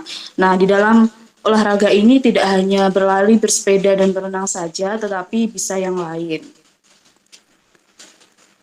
Nah, kesimpulannya dari pembahasan kita terkait dengan kesehatan dan pola hidup, di mana menjaga kesehatan sistem kardiovaskular tubuh kita itu sangat penting. Karena apa? Untuk menjalani hidup yang sehat dan bahagia, ada banyak macam pola hidup yang sehat dapat kita lakukan. Gitu ya. Jadi kita nggak boleh semena-mena dalam tubuh kita. Karena apa? Tubuh kita itu juga harus kita jaga. Oke, seperti itu. Saya kembalikan ke moderator. Oke, baik sekali ya. Jawaban yang sangat baik sekali. Oke. Nah, saya akan menambahkan sedikit saja terkait bagaimana sih menjaga pola makan. Karena tadi udah dijelaskan panjang lebar mengenai bagaimana gaya hidupnya, kemudian pola makannya seperti apa. Itu sudah dijelaskan secara gamblang dan secara detail oleh Mbak Siska sebagai presenter kelompok 7. Oke, saya akan menambahkan sedikit saja mengenai gaya hidup dan pola makan seperti apa sih yang sehat untuk sistem kardiovaskular kita gitu. Oke, yang pertama perlu kita ketahui penyakit kardiovaskular itu kan yang menyangkut dari sistem pembuluh darah dan jantung ya. Jadi yang perlu kita lakukan setiap hari adalah berolahraga. Nah, berolahraga itu sifatnya bisa dengan workout atau kardio. Nah, itu untuk olahraga-olahraga yang bersifat workout atau kardio itu yang akan melatih jantung kita supaya bisa tetap sehat itu bisa dengan renang, bisa dengan lari, entah itu lari pagi, siang, ya, atau bisa dengan latihan otot atau gym. Nah, itu bisa kita latih dengan olahraga-olahraga tersebut untuk melatih jantung kita supaya tetap sehat. Itu. Kemudian untuk pola. Nah, asupan nutrisi dan protein yang seimbang ini sangat perlu kita perhatikan setiap harinya, begitu ya. Karena terkadang kita itu lebih banyak makan karbonya daripada proteinnya. Dan selain protein juga ada serat juga diperlukan berada dalam tubuh kita. Nah, semua ini harus seimbang. Contoh, ini untuk yang biasa berolahraga dulu. Yang biasa berolahraga, utamakan sebelum berolahraga adalah makan makanan yang mengandung karbohidrat atau gula. Nah, di mana gula ini akan menghasilkan, glukosa ini akan menghasilkan ATP atau energi ya, sebagai bentuk energi kita yang akan dicerna saat kita olahraga gitu. Kemudian setelah olahraga jangan lupa untuk asupan proteinnya. Nah, protein kalau teman-teman mengetahui ya, protein dalam tubuh yang kita butuhkan setiap harinya ya, menurut berat badan kita adalah per kilonya itu 0,8 gram protein. Jadi tinggal dikalikan aja sama berat badan kita saat ini berapa. Misalkan berat badan kita saat ini 55. Nah, tinggal dikalikan 0,8 gram protein dikali 55 berat badan kita. Nah, itu berapa? Itu adalah protein yang harus kita cukupi tiap hari. Protein juga bisa kita dapatkan dari dada ayam yang itu kurang lebih ada 25 gram protein. Kemudian bisa kita dapatkan dari tempe, kemudian kacang-kacangan ya, seperti itu. Jadi protein harian itu harus kita jaga. Nah, kemudian kembali kepada olahraga tadi, cewek-cewek biasanya kebanyakan itu lebih ke mager ya gitu. Biasanya cewek-cewek itu mager gitu, kalau diajak olahraga itu mager gitu. Nah, itu bisa secara tidak langsung bisa membahayakan tubuh kita kalau itu kita lakukan secara terus-menerus. Karena apa? Karbohidrat yang masuk ke dalam tubuh kita, karbohidrat, kemudian lemak ya, lemak jenuh yang masuk ke dalam tubuh kita itu tidak digunakan secara maksimal gitu loh. Jadi akhir bisa menjadi kelebihan berat badan atau obesitas, atau bisa jadi diabetes, atau enggak kolesterol yang tinggi, kemudian apalagi ya, darah tinggi. Nah, itu bisa terjadi ketika kita tidak mau berolahraga setiap harinya. Ya minimal lari lah ya, lari atau jogging gitu setiap pagi atau siang gitu. Jadi supaya karbo dan lemak yang masuk ke dalam tubuh kita itu bisa digunakan oleh tubuh kita gitu. Jadi ketika karbo itu digunakan, maka tidak minim untuk terserang penyakit seperti diabetes dan sebagainya seperti itu. Mungkin itu ya dari tambahan dari saya. Kemudian tadi juga udah dijelaskan juga kalau yang laki-laki bisa juga yang cewek, kalau bisa jangan berlebihan dalam merokok ya. Kemudian juga minuman beralkohol itu juga kalau bisa dihindari gitu. Sebaiknya dihindari karena kita dalam Islam juga minuman yang beralkohol itu tidak baik gitu. Minuman yang memabukkan itu tidak baik. Oke, seperti itu mungkin tambahan dari saya ya. Cukup atau masih ada tanggapan dari Mas Hamsa? Cukup Mas, sangat baik sekali penjelasannya. Oke, Semoga baik. dipahami dan bisa memotivasi teman-teman sekalian. Oke, baik. Terima kasih ya. Oke, kalau begitu mungkin karena waktu kita sudah malam juga ya. Saya kira juga dari kelompok pembanding dari awal tadi cuma ada satu ini yang mengajukan pertanyaan. Jadi saya kira saya kembalikan kepada moderator kelompok 8 untuk menutup presentasi kita hari ini. Baik, untuk moderator kelompok 8 Mas Rifki ya, saya persilakan untuk menutup presentasi kita pada hari ini dan kemudian dikembalikan kepada Bapak dosen. Oke.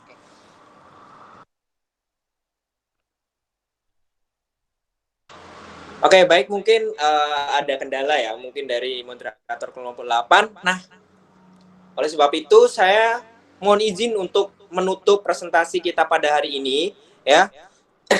Kurang lebihnya itu pasti ada, dan saya ucapkan banyak terima kasih ya kepada teman-teman yang sudah ikut berpartisipasi aktif ya pada presentasi atau perkuliahan pada malam hari ini. Walaupun kita secara gamit, tapi teman-teman bisa aktif dan juga memperhatikan ya dalam presentasi dua kelompok kita hari ini.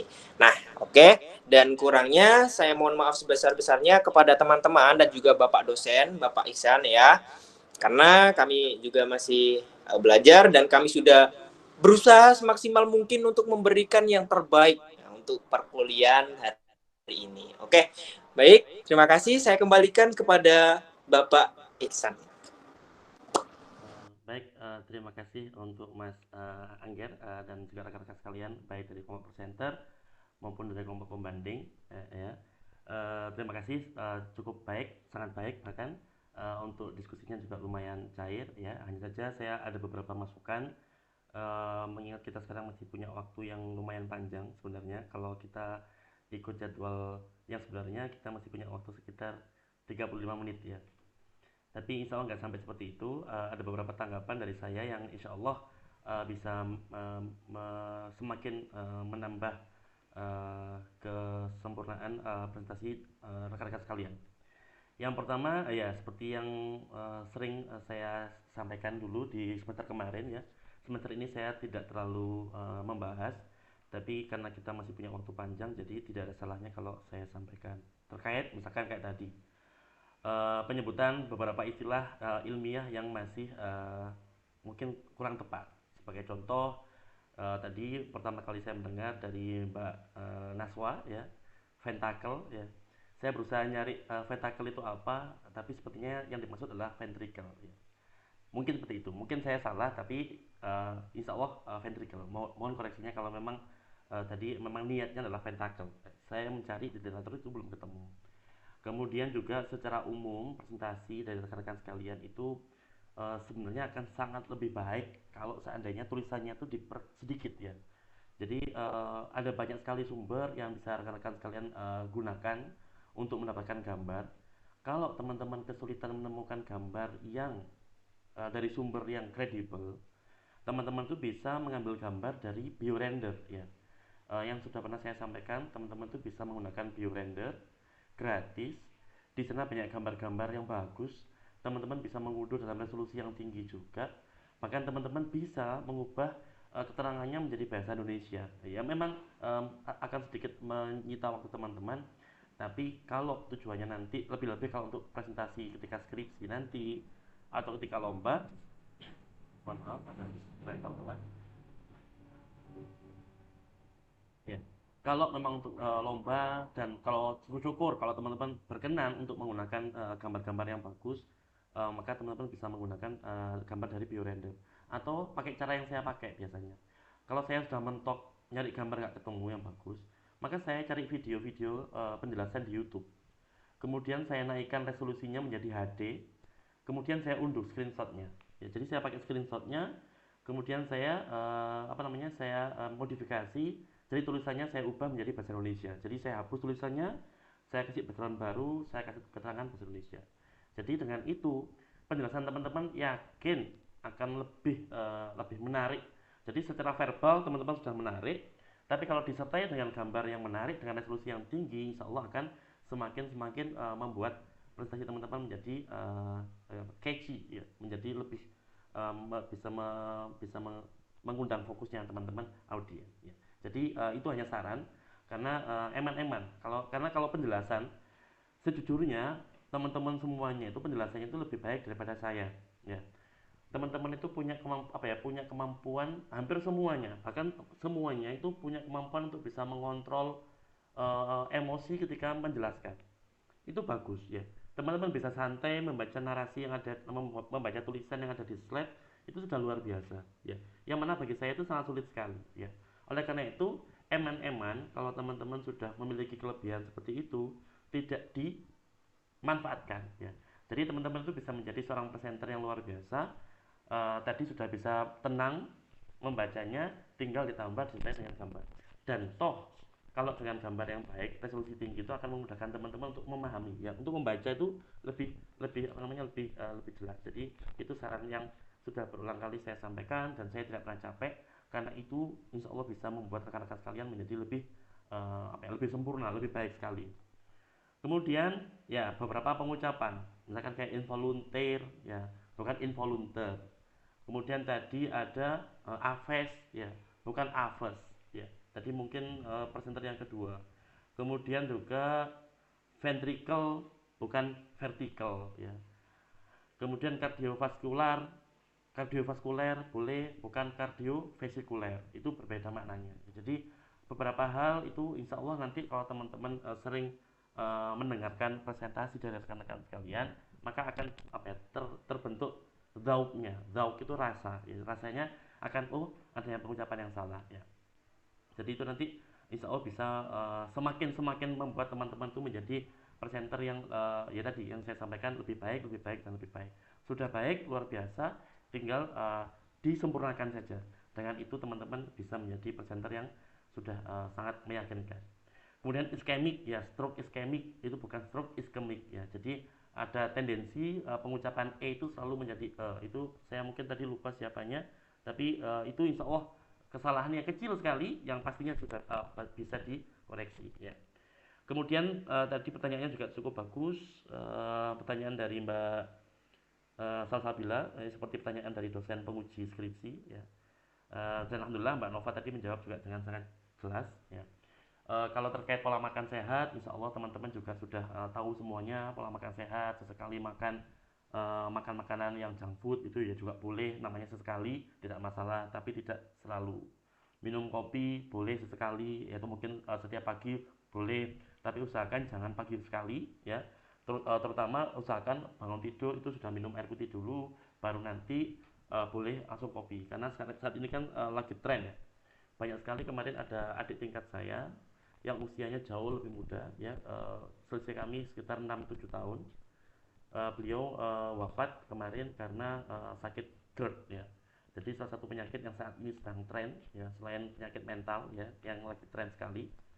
Jadi penyakit yang seringkali disebabkan karena pola makan, pola tingkah, pola hidup yang kurang sehat ya. Jadi jangan sampai terlambat makan, jangan sampai terlambat yang lain-lain. Jadi mari kita biasakan pola hidup yang sehat, teratur. Intinya kalau semuanya teratur itu pasti sehat ya. Kalau nggak teratur ya nggak sehat. Kalau setiap kali kita olahraga tapi hanya sesekali, sebulan sekali, kemudian nggak pernah olahraga lagi, kemudian olahraga keras sekali, kemudian nggak lagi lama, itu malah nggak baik ya. Lebih baik kalau setiap hari olahraga, misalkan tiap hari kuliah tidak perlu pakai elevator ya. Sejujurnya saya nggak kuat seperti itu, karena tanpa itu saja saya sudah berkeringat banyak sekali ya. Tapi kalau teman-teman kan mungkin di sini ya, tinggal di sini terusnya, jadi insya Allah teman-teman bisa seperti itu ya. Kemudian kita juga di sini setiap hari itu kan onsen, setiap hari kita masuk sauna ya. Kita masuk sauna dan insya Allah itu juga membuat kita insya Allah kalau di sini sehat. Jadi itu salah satu hikmah tinggal di Tulungagung dengan cuaca yang seperti ini, dengan suhu yang semacam ini, insya Allah kita pun juga akan terus-menerus mengeluarkan keringat, yang mana keringat itu sebenarnya juga membuang zat-zat racun dari tubuh kita. Jadi itu juga merupakan salah satu nikmat yang perlu kita syukuri, karena Allah membuat kita berkeringat tanpa kita harus berusaha dengan keras. Kemudian kalau tadi pola makan, ya mungkin itu saja dari saya, karena tadi hanya beberapa pengucapan yang bisa diperbaiki dan beberapa pronunciation yang juga bisa diperbaiki, tapi insya Allah secara umum terima kasih sudah sangat baik, dan insya Allah waktu kita cukup. Maka mari kita akhiri perkuliahan kita pada malam hari ini dengan tetap berdoa, semoga apa yang kita pelajari, apa yang kita diskusikan, apa yang kita tanya dan dijawab oleh presenter tadi bisa selalu kita ingat, bisa kita manfaatkan dalam kehidupan sehari-hari. Termasuk tadi pentingnya kita makan sehat yang disampaikan oleh Mas Angger, ya, yang mungkin kita selama ini masih sering makan nasi banyak, pakai Indomie, kemudian lauknya apa? Lauknya omelet telur yang masih pakai Indomie juga. Jadi sudah semuanya pakai karbohidrat, lauknya karbohidrat, sayurnya karbohidrat, karbohidratnya juga karbohidrat. Jadi luar biasa pola makan kita orang Indonesia yang memang sebenarnya itu kurang baik. Oleh karena itu insya Allah bisa kita ubah di masa mendatang.